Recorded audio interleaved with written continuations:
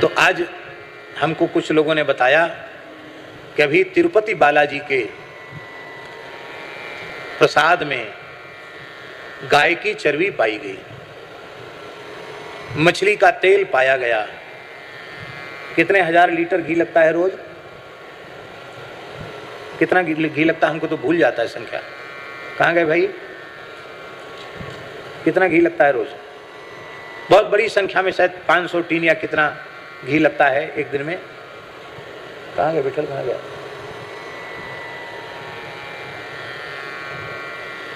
500 tin. और बहुत बड़ी संख्या में लोग दर्शन करने आते हैं। और प्रामाणिक तौर पर यह कोई खबर,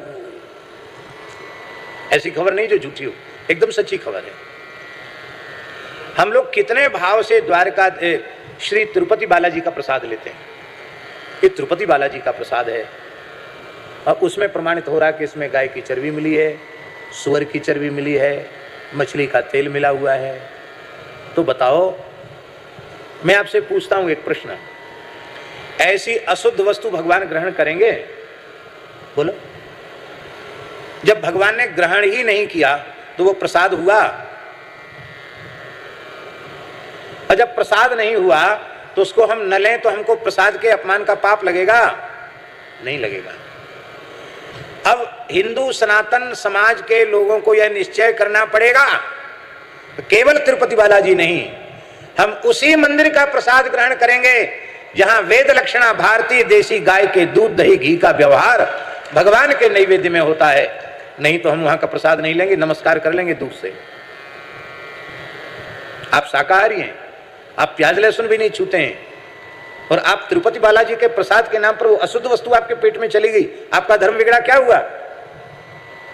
हम अंग्रेजी दवा न खाते हो ऐसी बात नहीं है, बहुत कम खाते हैं, पर खाते तो हैं, आवश्यकता होती है। पहले ही डॉक्टर से बोल देते हैं हम अंग्रेजी पढ़े लिखे नहीं है, डॉक्टरी हमने पढ़ी नहीं है, ऐसी कोई भी दवाई हमको मत देना जिसमें किसी भी प्रकार की किसी अशुद्ध वस्तु का मिश्रण हो। यदि अशुद्ध वस्तु वाली दवाई तुमने हमको दे दी और हमारा अनजाने में धर्म नष्ट हुआ तो समझ लेना डॉक्टर साहब, उसका पाप का परिणाम आपको भोगना पड़ेगा। जब ऐसा बोलते हैं तो डॉक्टर भी बेचारे सोच में पड़ जाते हैं। एक डॉक्टर ने हमको कुछ दवाइयाँ लिखी और हमने जब ये बात कही तो तमाम दवाइयों पर कलम, लाल लाल कलम फेर दी, सामान्य सी गोली लिखी। बोले आप दवाई से ठीक नहीं हुए, आप तो भगवान की कृपा से ऐसे ही ठीक हो जाएंगे। हम औषधि में भी इतना विचार करते हैं और प्रसाद के नाम पर अशुद्ध वस्तु मेरे पेट में जाए, कितनी बुरी बात है। माता जी, हुंडी हुंडी में जो पैसा चढ़ावे का रोज आता है वो 5 करोड़ से ऊपर आता है। हजारों करोड़ रुपए की आय है। क्या तिरुपति बालाजी मंदिर ट्रस्ट विश्व की विशालतम गौशाला नहीं चला सकता क्या? मंदिर से जो आय हो रही है महाराज जी, उस आय का मेरा ऐसा विश्वास है कि तिरुपति बालाजी में जो आय हो रही है और सबका सब गवर्नमेंट ले रही है, और चर्चों के और मुसलमानों के जो धर्मस्थल हैं उनकी मरम्मत में उसको नष्ट कर रही है, उस धन को मनमाने तरीके से उसका व्यय कर रही है। वो जो भगवान के चढ़ावे का दशांश है वह भी ठीक ईमानदारी से गौ सेवा में लगाया जाए तो हमारा विश्वास है 1 लाख से ऊपर गोवंश की सेवा तिरुपति बालाजी मंदिर ट्रस्ट कर सकता है। मंदिर की गौशाला भी है, पर हमें कहने में बड़ी पीड़ा हो रही है।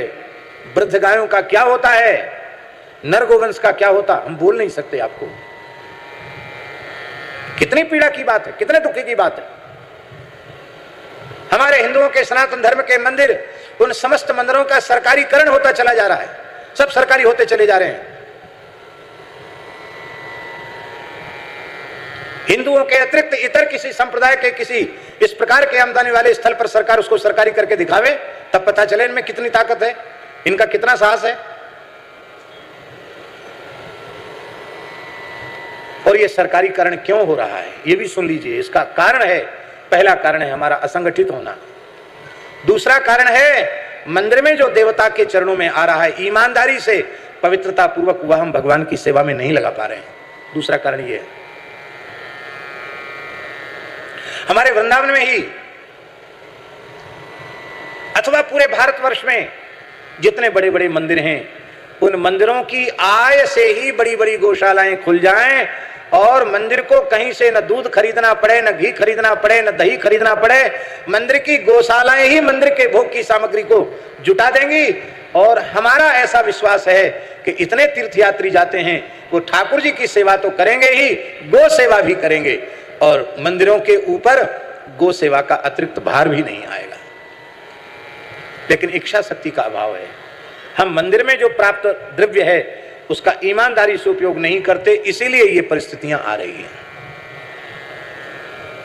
माता जी, हमारे मन की बात है कि सरकारीकरण हो, उसके पहले ये निश्चय तो हो कि ठीक है सरकारीकरण हो रहा तो होने दो, लेकिन भगवान के राग भोग की संपूर्ण व्यवस्था, चाहे लाखों लोगों को प्रसाद बांटना हो, वो भारतीय देसी गाय के दूध दही घृत से ही होगी, दूसरे से नहीं होगी। ओरछा में राम राजा सरकार मंदिर है, सरकारी है। राजा का जब स्टेट जमाना था तब राम राजा सरकार मंदिर की विशाल गौशाला थी। वो गौशाला आज भी उसके भग्नावशेष दिखाई पड़ते हैं। जंगल में गौशाला है आज भी, पचमढ़ी क्षेत्र है, वहां गौशाला है। और उन गायों के दूध दही घी से ही भगवान राम राजा सरकार की नित्य सेवा होती थी। राजशाही जमाने में 1.25 मन कलाकंद ताजा खोवा का रोज बनता था, जो भगवान को बाल भोग में लगाया जाता था। 1.25 मन कलाकंद। मंदिर सरकारी हुआ, अब गौशाला नहीं है। बाजार के घी का बाजार कलेक्टर मालिक है, बाजार के घी का बाजार की वस्तुओं का मंदिर में प्रयोग होता है। आमदनी कितनी होती है उसका कोई हिसाब, कितनी होती है उसका कोई ठिकाना नहीं है। बहुत बड़ी मात्रा में आमदनी होती है। प्रत्येक मठ मंदिर गौशाला ये निश्चय करें, बड़ी प्रसन्नता की बात है। द्वारिका के तो पुजारियों ने, हमारे सामने पुजारी जी बैठे हैं, चित्रांग जी बैठे हैं, इन लोगों ने तो अपनी सेवा में निश्चय किया है ठाकुर जी की गौशाला है और इनकी जब जब सेवा आती है तब ठाकुर जी द्वारकाधीश पूर्ण गोवर्ती रहते हैं। और भेंट द्वारिका में मंदिर के भीतर ठाकुर जी को जो भोग धराया जाता है वो भी गोवर्ती भोग धराया जाता है। भेंट द्वारिका में भी ये व्यवस्था हो गई है। लेकिन तिरुपति बालाजी में भी महाराज जी ने व्यवस्था कराई है। तिरुपति बालाजी में जो भगवान के गर्भगृह में जो भोग लगता है, सीमित भोग, वो सब देसी गाय के दूध दही घी से ही लगता है। लेकिन भैया वो दूध दही घी से भोग लगे तो बाहर वाला प्रसाद भी तो पवित्र होना चाहिए, जो प्रत्येक वैष्णव ले सके। ये बहुत आवश्यक है।